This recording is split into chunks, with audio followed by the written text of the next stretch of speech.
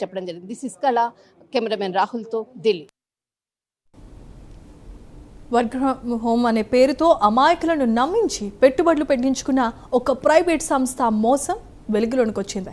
విజయవాడకు చెందిన ఒక సంస్థ ఇచ్చిన ప్రకటనను నమ్మిన నాగర్ కర్నూలు జిల్లాలో పలువురు గిన్నెలు శుభ్రం చేసే పీచు తయారీ కోసం ఒక్కొక్కరు ₹1,00,000 చొప్పున పెట్టుబడులు పెట్టినట్లుగా సమాచారం అందుతోంది.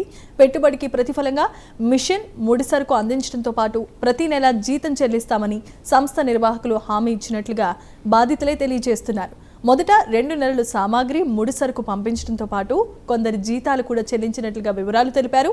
అయితే ఆగస్టు నెలకు సంబంధించి ముడి సరుకు జీతాలు అందకపోవడంతో నిర్వాహకులను సంప్రదించగా సంస్థ మూసివేశామని చెప్పారని బాధితులు అంటున్నారు. తాము పెట్టుబడిగా చెల్లించిన డబ్బులు తిరిగి ఇవ్వాలని కోరినా సరైన స్పందన లేదని ఆవేదన వ్యక్తం చేస్తున్నారు వారంతా.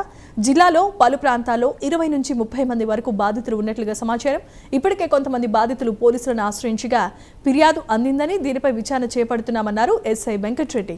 ఇంతకీ ఈ వర్క్ ఫ్రం హోమ్ సంస్థ వెనుకున్న అసలు కథ ఏంటి, ఎంతమంది నుంచి ఎంత మొత్తంలో డబ్బులు వసూళ్లు చేశారు అనే విషయాలపై పోలీసుల దర్యాప్తులో స్పష్టత రావాల్సి ఉంది.